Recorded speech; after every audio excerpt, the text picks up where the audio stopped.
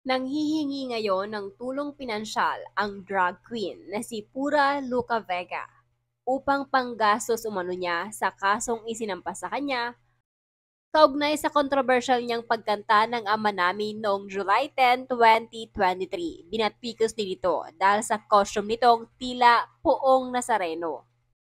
Nakatanggap ng pambabatiko si Vega mula sa mga netizens at maging sa mga pare dahil ayon sa mga ito offensive ang ginawa ni Vega. Ito din ang naging dahilan kaya sunod-sunod ang pagdedeklara kay Vega ng persona non grata sa iba't ibang lugar ng Pilipinas.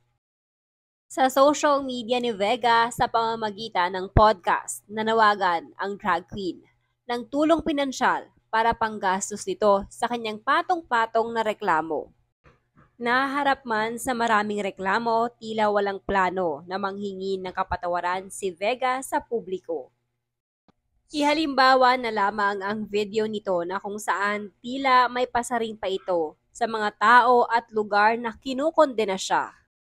Base sa bitawang salita ni Vega, ito lang masasabi ko. Simplihan lang natin ha. Lahat tayo makasalanan. Hindi tayo perpekto.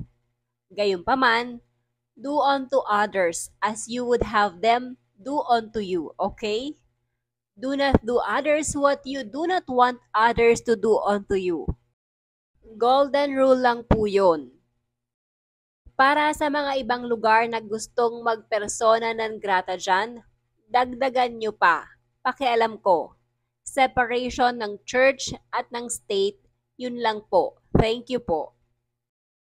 Sa ngayon ay may 16 na lugar ang nagdeklara kay Vega bilang persona non grata.